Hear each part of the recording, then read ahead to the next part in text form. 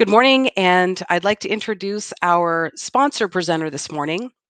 This is a colleague of mine, Mr. Joe Eichenseer. He is our Director of Building Lifecycle Solutions for North America. I asked Joe to join me this morning to talk to you a little bit about Imagine Technologies. Joe, the floor is yours. I appreciate the little bit of time that I've got here to be able to chat with you and let you see my face or whatever through here.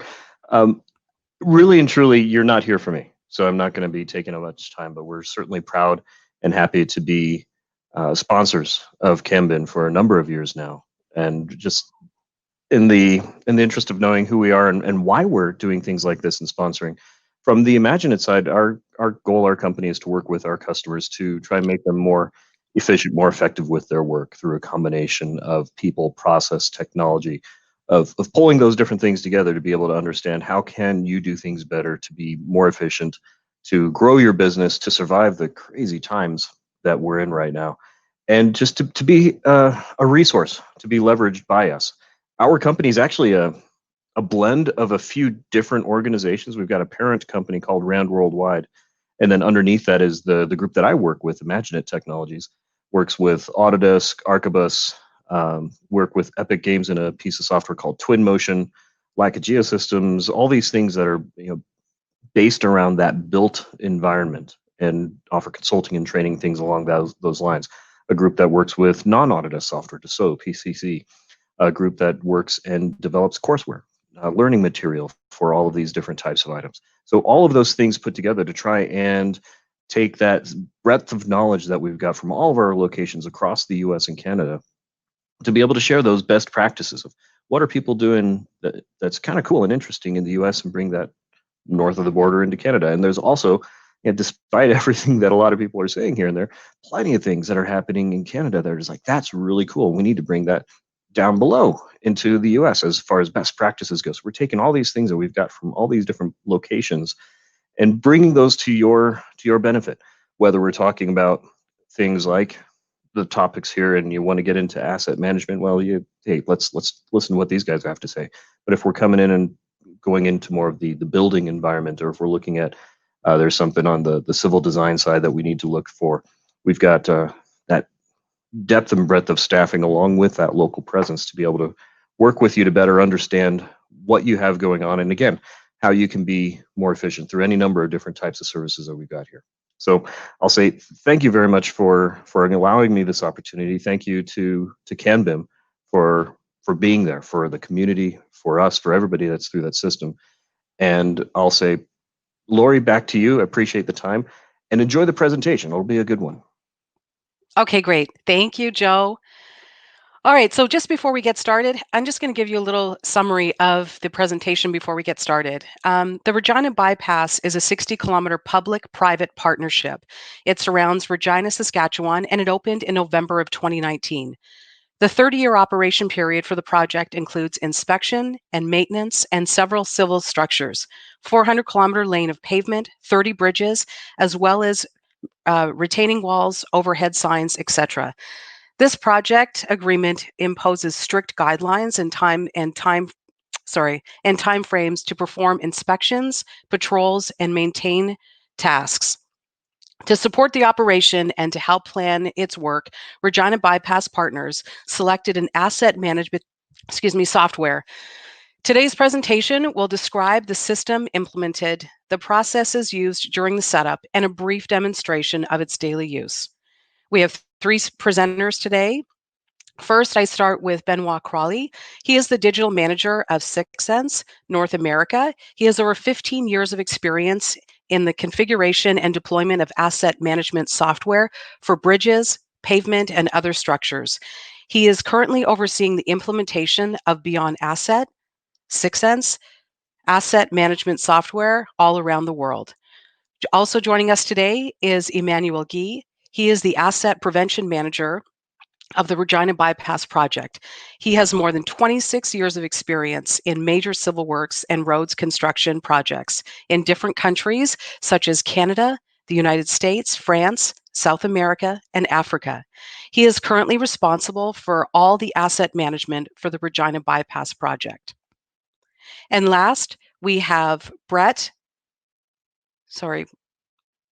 And he is the operations director for the Regina Bypass, an operational public-private partnership consisting of 60 kilometer of 4-lane highways, including 12 interchanges surrounding Regina, Saskatchewan. And Brett has been working on the P3S for the past 5 years in various capacities, from procurement to design and construction and operations. Once again, this is the Regina Bypass Asset Management Systems presentation, and I'd like to hand it over to Brett.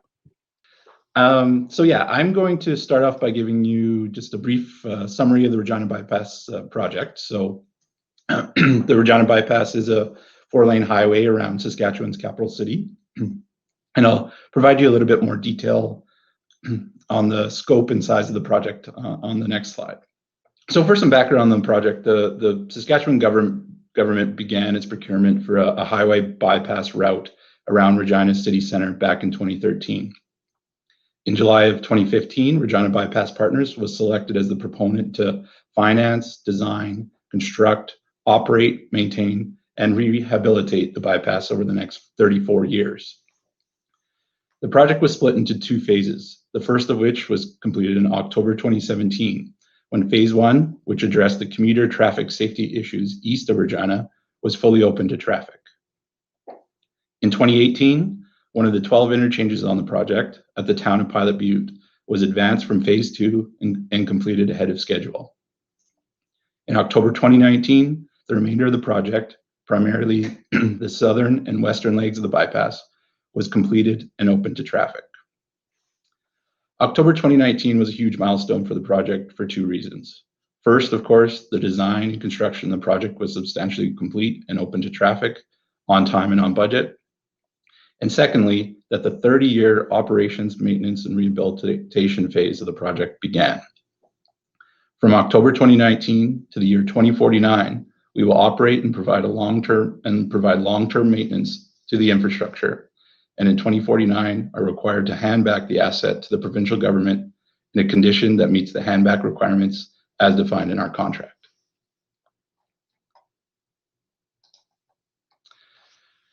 To give an idea of the scope and scale of the Regina Bypass, you can now see a map of the project. The Regina Bypass includes 66 kilometers of 4-lane highway, 55 kilometers of adjacent service roads, 12 interchanges, including 32 bridges, and 4 bridges which cross water. The main objectives of the Regina Bypass project are to address the growing commuter traffic issues in and around Regina, improve the safety on Highway 1, especially east of Regina, divert large truck traffic from coming into the city of Regina, eliminating key transportation bottlenecks while creating an efficient traffic flow on Highway 1, and providing better access to Regina and Highway 6, which goes south to the US border, and Highway 11, which goes northwest to Saskatoon and Edmonton. So I'm now going to pass it over to Benoît to give you an overview of the asset management software we are using to support our operation and plan our work in our 30-year operation, maintenance, and rehabilitation phase.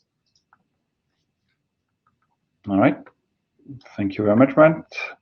So I'll give you a brief introduction on the software via this presentation, and then I'll let Emmanuel, the last presenter, doing a live demo. But the goal here is to give you just a brief overview of the system.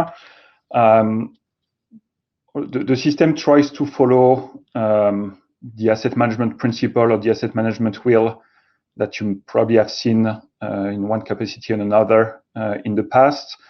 We try to follow all the key steps to implement this type of system. So we start at the top left here with knowing what you have, meaning setting up an inventory of the assets, in this case for Regina. After that, we're going to have the ability to perform tasks on those, whatever those tasks are, inspecting the structures, or setting up more maintenance item or actions in the system.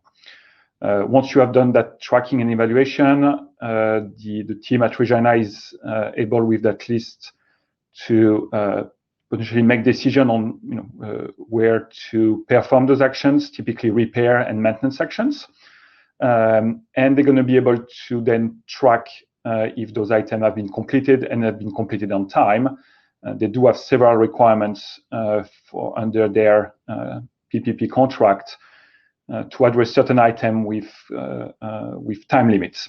And finally, one of the key aspects is the collaboration, the ability for the team to communicate, share their results, both internally and externally with their authority. So we've tried to focus the system on something that's easy to use. We have a wide range of users for Regina, both people that are on the field performing the inspection, looking out for the maintenance item, up to the management team with doing reporting. So we needed something that was easy to use, easy to customize, and that offered a lot of flexibility to collaborate and exchange data. And that's what we focus on in that system. The main step for the implementation of the system were that once the system was selected, there was a base project setup, a base configuration of the system. Then there was a long phase of data imports, setting up the inventory. This was done during the construction phase. Once that was set up, the system was ready to go for the opening date that Brett mentioned last year. And since then, the project has been used every day. There was a few evolutions that have been made already to the system to improve either the usage or the type of reporting that Regina Bypass needed. This is a few of other clients that are using currently the system. You see a few in Canada here for the Champlain Bridge, province of Ontario, city of Calgary. So those are just a few other examples of the type of clients and the market where the system is implemented. I'll now just go over briefly on some of the main feature we've implemented for Regina. So just as an overview, some of the main features follow exactly the asset management wheel I presented. The first one is the inventory to have a set of your data, then the diagnostic tool to perform inspection, the optimization and planning for the team to look at maintenance item, and then once those items have been planned or selected, the maintenance tool to actually track those items. On the right, you see just a few more IT-related items. I'll just say that the system is a twofold, if you will. You have a web-based system that can be used at the office with as long as you have an internet connection on any web browser. And then we have a mobile version that can be used both in a connected or disconnected mode. That's typically what the inspector or the maintenance crew have with them when they go on site. Just to go on those 4 modules that I had in my previous slide a little bit more in detail. So the inventory was set up with all of the assets. Some of them are linear. Obviously, the roads and pavement that's under the responsibility of Regina, and those are more what we would call punctual. So we're talking about signs, lights, bridges, things like that. So all the inventory was set up with the information required for Regina. They were also able to attach several construction-related information, including drawings, document, photo, if they had some, etc. We then set up the diagnostic module, which Regina used mainly to do their inspection, especially the bridge inspection. To do this, they follow a non-methodology from the Saskatchewan department, which was their requirement. So they have a set of elements representing their structures, and those elements get rated After that, it's also include a health index on some of those elements that's calculated automatically. They're able during the inspection to attach photo, to attach maintenance notes, these type of things, and they can generate a full report at the end. The maintenance module is more geared toward the maintenance crew. So this is for both small to large item.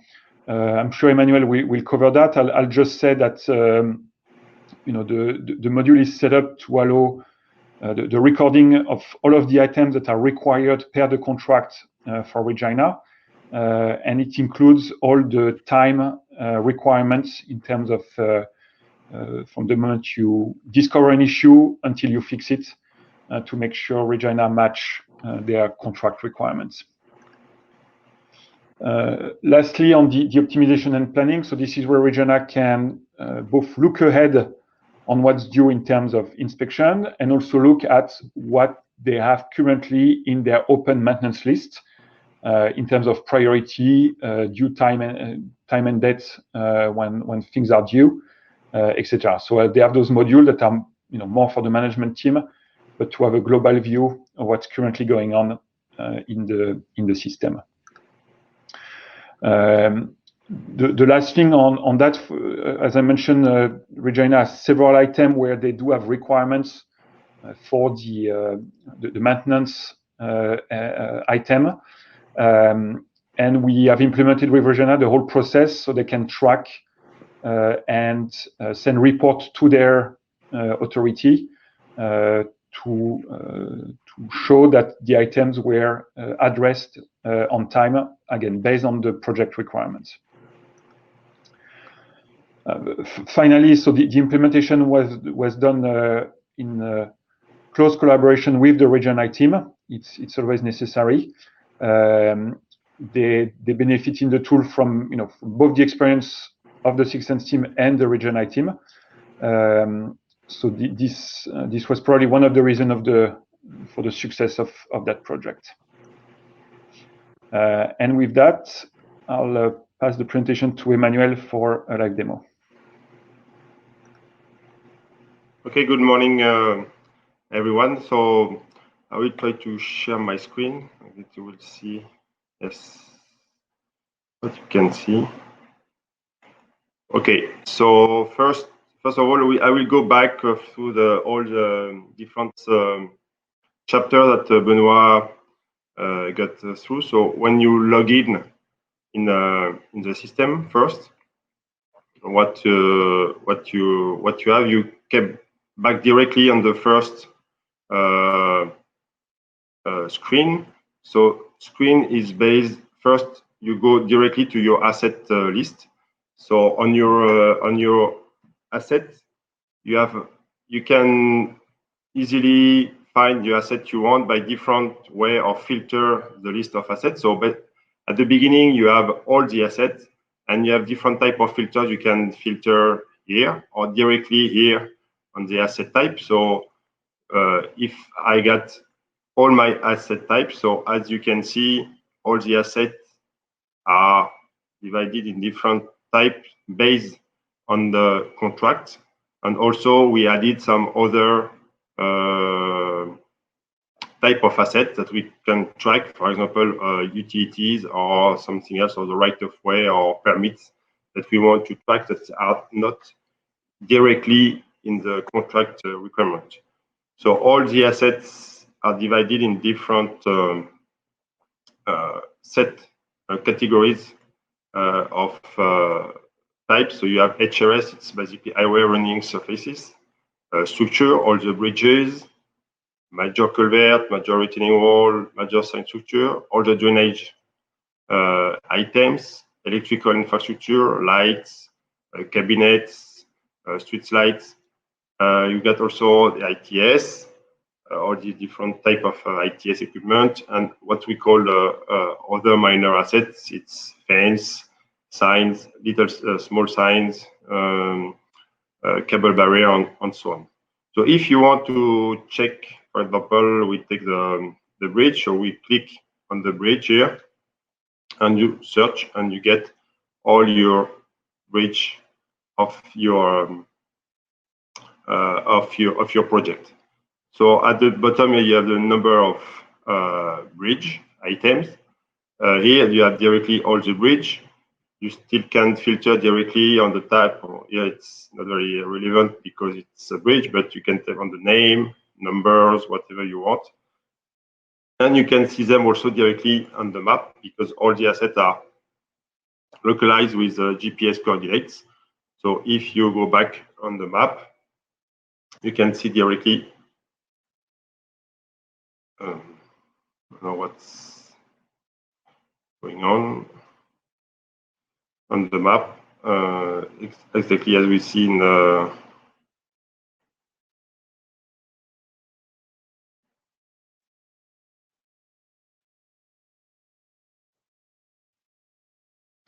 I don't know what's happening. Maybe it's an internet connection. So if we go back on the asset list, so you can add the asset. So for each asset, so I click on one bridge. So after you go deeper in the detail of each type of asset, so you can have the information of the asset, which as many as a chapter as you want. So for the APPM bridge are the KPI we need to track. Bridge management, so what we call MHA database, it's all the client database we need to update every year, and additional data, waterproofing information, and so on. Just attributes that we add to the asset. As if you can easily have all the information directly. You can see them on the list if you want, or one by one. You have the possibility to put a picture if you want for each asset. And each asset can be divided in sub-elements. So for bridges, you have all the type of the elements. So these sub-elements are very important because it's the base to do our detailed inspection. Because as per the contract, we need to follow the OSIM inspection protocol. So Ontario, the system inspection manual. So all this manual is based on sub-element for each type of asset, like bridge, like MSC wall, like overhead sign. So this element here, sub-element here, follow the OSIM manual, and after in each group of sub-elements, you have the detail for each sub-element. So for if you take abutment walls, you can have details of the abutment wall, the quantity, the quantity you need, the quantity to be inspected. So these sub-elements are important because they are linked to the inspection modules that we'll see just a little bit after in the diagnostic module. All these elements here you put here are automatically imported in the inspection module for inspection when you do inspection on site for your assets. As Benoît mentioned and Brett, we are operating the bypass, so we have operation, maintenance, and rehabilitation works. So we put three types of what we call tasks for the operation team. So you have flags. So when you discover something, you can directly flag based on the requirement of the contract what is the issue.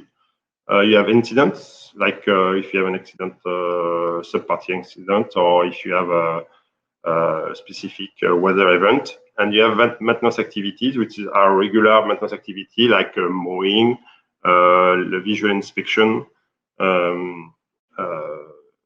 cleaning, and so on. So all these activity tasks here are all linked to one asset. So if you go on this asset here, after you can go here and see the list of all the flags, incident, maintenance activity per day, per month, per type, whatever you want. But also you can see here on each asset all the flags, incident, and maintenance activity that are linked to this asset.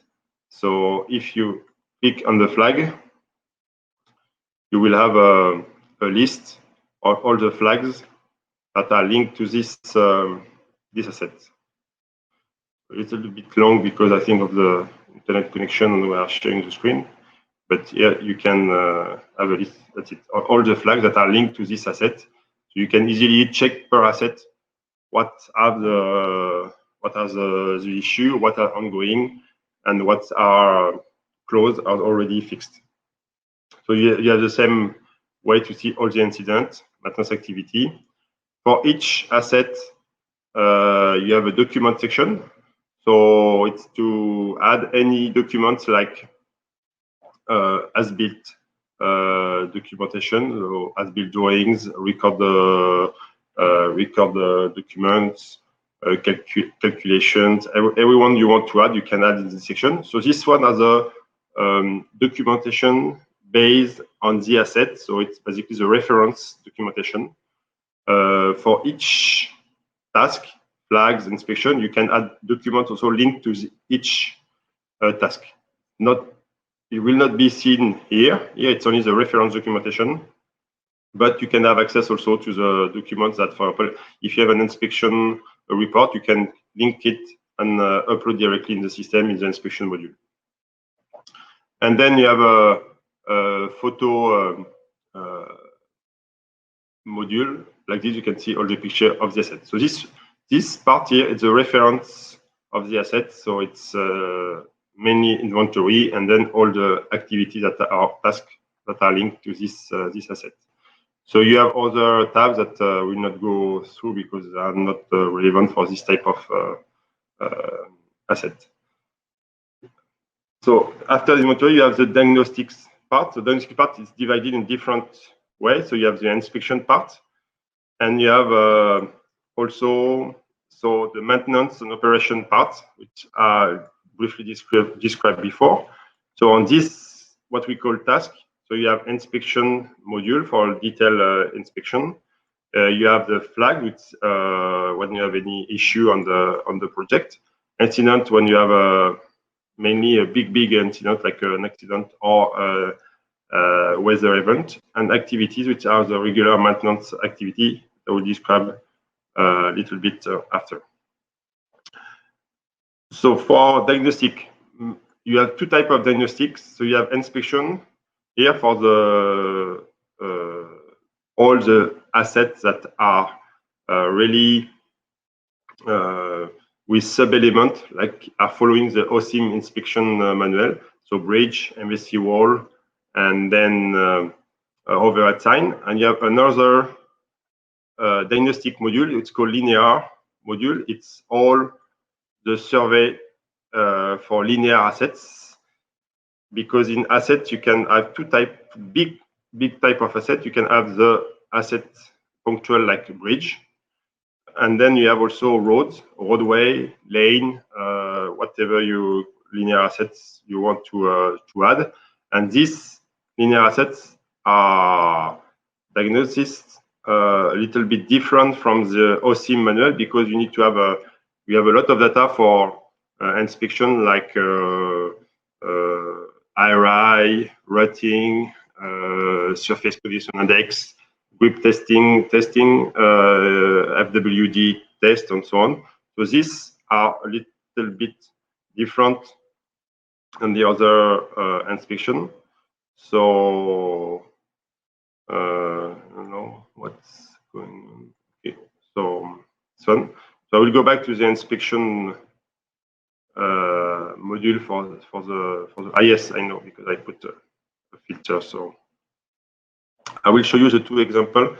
So you have an example in the presentation of the two type of diagnostic. But for bridge, if you go in inspections, bridge, all the sub-elements that we define in the asset are here, back here on the inspection module.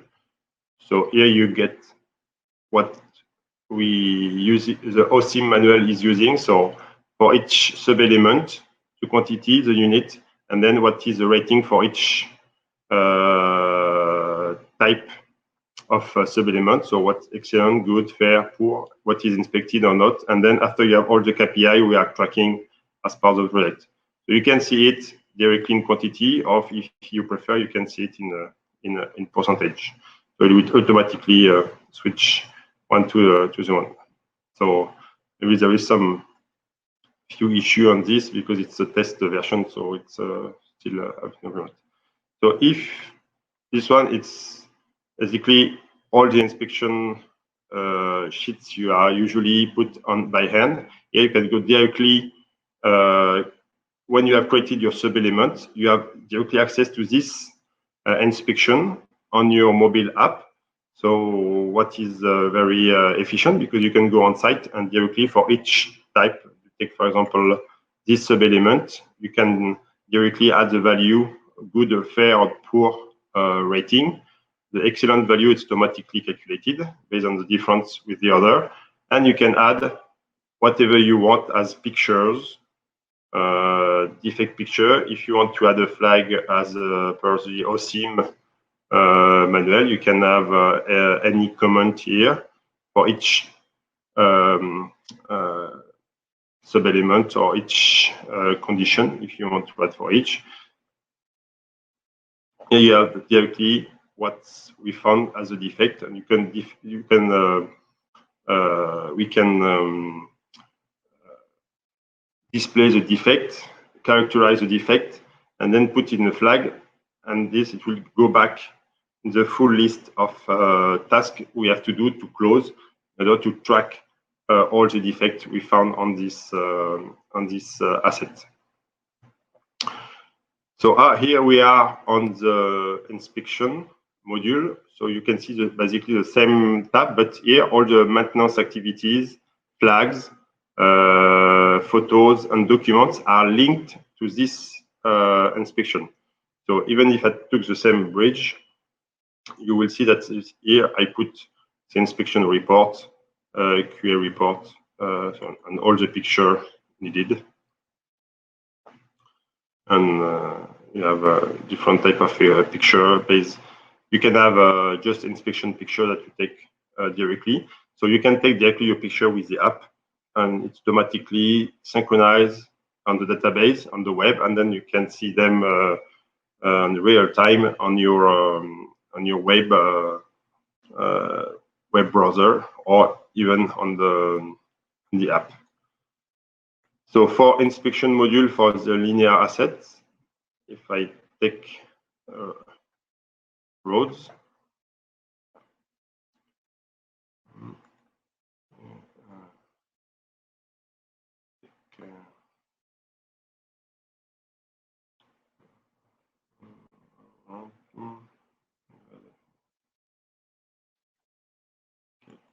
so I will take some so linear assets. So here they are represented as a polyline on the map.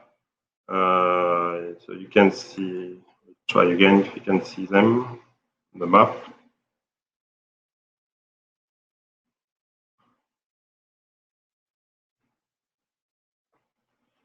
And then you have to go after to the linear module in order to see all the surveys that are imported for each asset.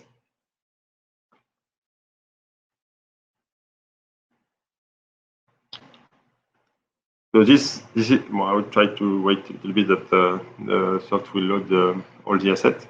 And after, based on the diagnostics and the inspection we have done for each type of asset, we can create tasks that are linked to each type of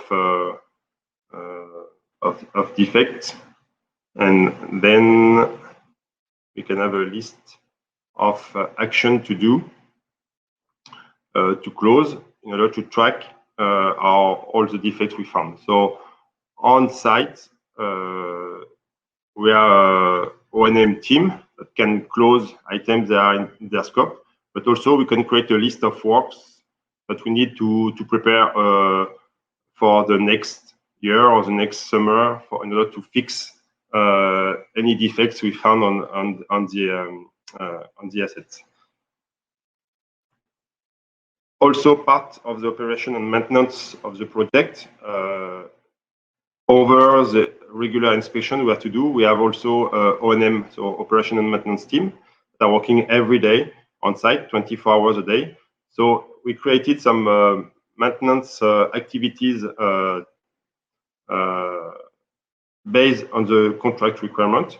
So they can create any activities they are doing every day based on the asset they are working on. So if you have this culvert, they have created an activity. That means it's an inspection of this culvert. So we can also all the levels of inspection track on the real time. So you have the visual inspection that's done by the O&M team. So every day, every month, every 6 months, whatever it is, what is the timeline. And then you have also the detail inspections that we're doing, for example, for culvert every 5 years. So on this culvert, we can, if you go back to the asset, you can have all this inspection track and all the life cycle of the assets. So as we have a 30 years contract with our client, it's very important for us to track all the action we have done on each asset. Like this, at the end back, in 30 years, the Ministry of Highways, Saskatchewan, we have a full history of what we have done to keep the asset in good shape. What are the KPI? What is the evolution of each KPI for each asset, and if it was replaced or not. And we can track also all the inventory on a regular basis to update the inventory. And we are working with the ministry to have a automatic inventory sent to them. Like this, they can update the database, and they are aware of any change or any new or additional works we have done on the bypass. So the other part also of the soft is the scheduling. So if you when you create inspection, you need to know if they are scheduled every year or every 2 years. So for each type of asset, we can create what we call a master inspection. It's basically a template of inspection. So for bridge, we have a template. It's every 2 years with all the sub-elements of the bridge that need to be inspected. So when the master is created, the first year we do, after we can go on the scheduling module, and it will show you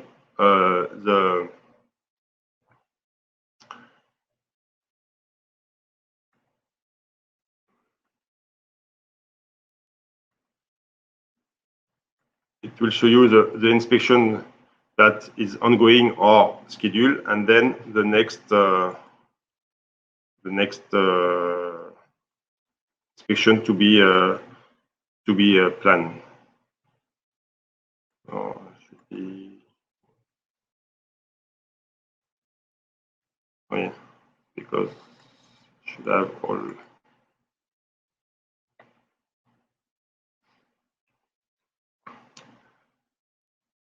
So when we have finished all the inspection, we have a list of all the defects or whatever you need to fix, and then it will go back to a list of works to be done on site.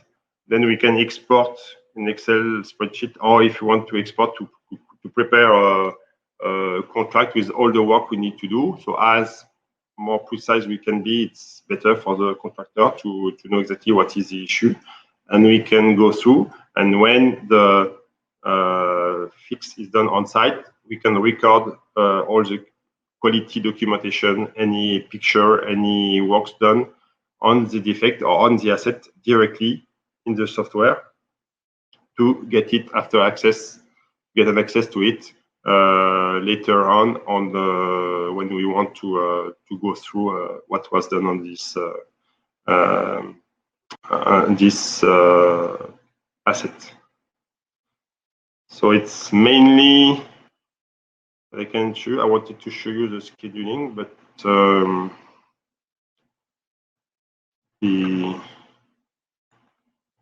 I'll try again. There's some issue with the internet.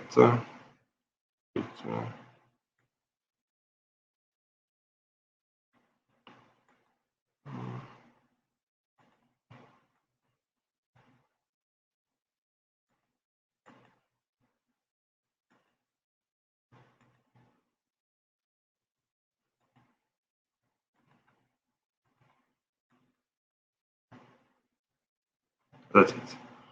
Okay, so for each inspection here, for each asset, sorry, you have the inspection. So in 2019, for this bridge was inspected. You can have here the status. So it was in green, so it's closed, and so it's done. And you have the cyan color around. That means it's the type of inspection. So it's an OSIM bridge inspection. And if you when you closed it, this one is ongoing. So when you close it, automatically the new inspection master will show up.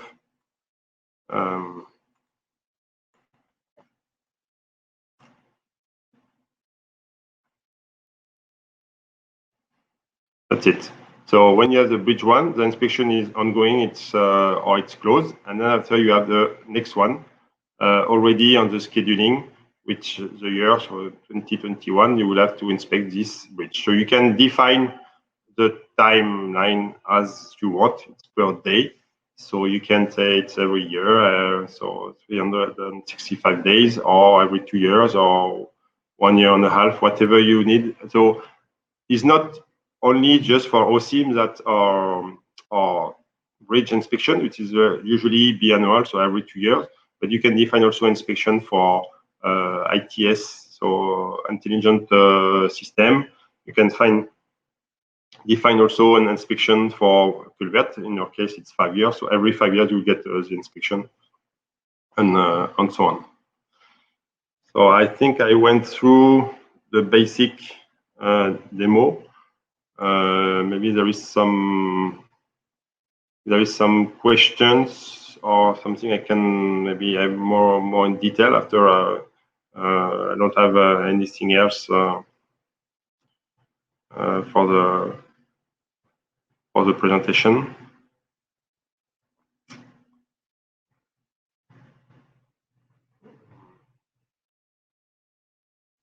Maybe I hope to show you the map, because each asset is geolocalized. So if you see on the list of assets, you can see the map, but here it's quite long to display. So otherwise, you can see exactly where your asset is. If you go on the asset tab, if you go on one bridge, for example, here directly you have the map here, where the asset is situated. But I think there's an issue with the map this morning. Yeah, there might be a limitation due to the presentation, Emmanuel. Yeah, I think so. Yeah, I think so. It's because of we're doing the presentation, so it's quite a little bit. You do have a question in the Q&A, Emmanuel, if you want to go through. Okay, where is it? Well, I can see the Q&A. If you want, I'll read it to you. Someone was asking what type of deliverable from the designer/contractor do you require to help populate your database as efficiently as possible? So if you just want to basic implementation and inventory, what you need to have is a list of all the assets as per your definition. So if you define a bridge and an asset, you need to have the list of all the bridges, for example, with what is the type, so bridge, the GPS location, coordinates, so longitude, latitude, and then if you have a number for this bridge, it's the basic information you need to define your asset. After, if you really want what you are doing in the Regina bypass, it's also we have a list of all the as-built or record drawings for each asset. So we send to Sixense a list of all the documents to which asset it is linked, and they upload automatically in the database all the documentation we want to add in the inventory. So what you need from the designer is to work with them from the beginning, if it's possible, to tell them that at the end you need a list of all the assets you want for your system. So list of assets can be different for each type of project. For example, if you have a big bridge, like a cable stay bridge, maybe your asset will be all the cables with all the piles, the deck, and so on. Or it can be just the bridge. So it just first you to define what you need, how you want to set up your system, and then you have to work with so contractor or designer to have a list of the assets. And in an Excel spreadsheet, it's enough after to upload in ScanPrint automatically. So after you have two ways to do it, even if you have a long list of assets like us, we have more than 10,000 assets, so it's an automatic import, or you can create on ongoing basis. So now, bridges will not have new bridges on the project, but we have new signs. So we can create signs after when we put a new signs and everything on a regular basis. So it's a living database. That's why we need to export all the assets list every year to the Ministry of Saskatchewan in order for them to have a updated inventory on a regular basis.